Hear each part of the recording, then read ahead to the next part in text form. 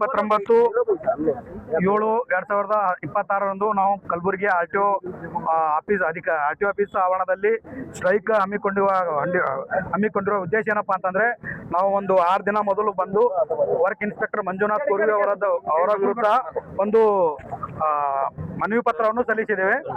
ಆ ಮನವಿ ಪತ್ರದ ಉದ್ದೇಶ ಏನಿತ್ತಪ್ಪ ಅಂತಂದ್ರೆ ಆ ಮನವಿ ಪತ್ರದ ಉದ್ದೇಶ ಇದು ಇತ್ತು: ಕಲಬುರಗಿಯಲ್ಲಿ ಬಾಡಿ ಲೆವೆಲ್ ಟ್ರಾನ್ಸ್ಪೋರ್ಟ್ ಮರಳು ಸಾಗಾಟನೆ ಮಾಡುವ, ನ್ಯಾಯಯುತವಾಗಿ ಮರಳು ಸಾಗಾಟನೆ ಮಾಡುವ ಟಿಪ್ಪರ್ಗಳನ್ನು ಹಿಡಿದು ಅನಧಿಕೃತವಾಗಿ ಕಾನೂನು ಅಡಿಯಲ್ಲಿ ರಿಸಿಪ್ಟ್ ಕೊಡಲಾರದೆ ದುಡ್ಡು ತಗೊಂಡು ಆ ಗಾಡಿಯನ್ನು ಬಿಡುಗಡೆ ಮಾಡುತ್ತಿರುವುದು ಕಂಡು ನಾವೆಲ್ಲರೂ ಒಂದು ಆರ್ಟಿಒ ಹಿರಿಯ ಅಧಿಕಾರಿಗಳು ಮನವಿ ಪತ್ರ ಕೊಟ್ಟಿದ್ದೆವು.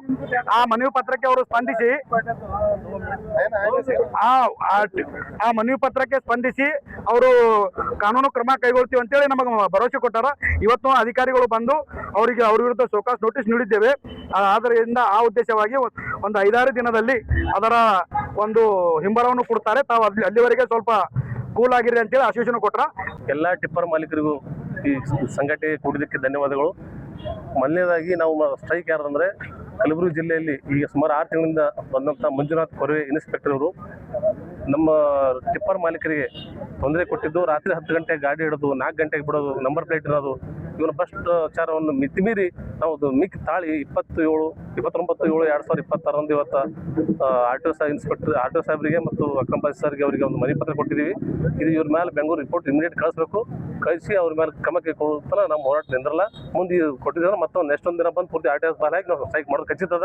ಇದ್ರ ಮುಖಾಂತರ ನಾವು ಸಂತ ತಿಳಿಸ್ತೀವಿ. ಆರ್ಟಿಒ ಬಿ ಚಂದದ, ಎಲ್ಲ ಸಿಬ್ಬಂದಿ ಚಂದದ. ಆ ಮಂಜುನಾಥ್ ಕೋರ್ವೆ ಒಬ್ಬನೇ ನಮ್ಮ ಟಿಪ್ಪರ್ ಮಾಲೀಕರು ಹೆಣ್ಣು ಮಾಡತ್ತಾನ. ಅವ ಇಲ್ಲಿಂದ ಹೋಗ್ಬೇಕಟ್ಟೆ. ಪ್ರಾಬ್ಲಮ್ ಏನಾಗಲಿ, ರಾತ್ರಿ ಗಾಡಿಗಳು 10 ಗಂಟೆ ತರಬಹುದು, ನಂಬರ್ ಪ್ಲೇಟ್ ಅನ್ನೋದು 4 ಗಂಟೆ ಬಿಡೋದು. ನಂಬರ್ ಪ್ಲೇಟ್ ಅಂತ ದಂಡ ಹಾಕಬೇಕು.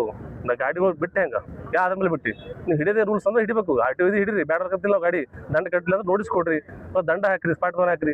ಗಾಡಿಲಿ ಗುಲ್ಬರ್ಗ ತಿರ್ತಾವ, ದಿನದಲ್ಲಿ ತಿರ್ತಾವ. ಒಳಗೆ ಹಚ್ಚಿ 5 ದಿನ ತೊಳಗೆ ಹಚ್ಚಿರ ಟೈರ್ ಗತ್ತಿ 12 ಲಕ್ಷ ಟೈರ್ ಹೋಗ್ತಾವ. ಟೈರ್ ಕೊಡ್ತಾರೆ. ಇದು ಅವ್ರ ವಿರುದ್ಧ ಅಟ್ಟೆ ಹೋರಾಟ. ಮುಳುಗ್ದೇನು ಎಲ್ಲ ಇನ್ಸ್ಪೆಕ್ಟರ್ ನೋಟಿಸ್ ಕೊಡ್ತಾರ, ಅವ್ರು ದಂಡ ಹಾಕ್ತಾರ. ಅವ್ರ ವಿರುದ್ಧ ನಮ್ದು ಅವ್ರ ವಿರುದ್ಧ ಏನು ನಮ್ಗೆ ಸ್ಟ್ರೈಕ್ ಇಲ್ಲ. ಯಾಕಂದ್ರೆ ಅವರು ತಮ್ಮ ಲೀಗಲ್ ಕಾನೂನು ಚೌಕಟ್ಟೆ ಕೆಲಸ ಮಾಡತ್ತಾರ. ಇವ್ ಒಬ್ಬನೇ ಕಾನೂನು ಬಿಟ್ಟು ಚೌಕಟ್ಟೆ ಕೆಲಸ ಮಾಡತ್ತಾರ. ಅದಕ್ಕೆ ಇಲ್ಲಿಂದ ಗುಲ್ಬರ್ಗ ಜಿಲ್ಲೆಯಿಂದ ಹೋಗ್ಬೇಕು.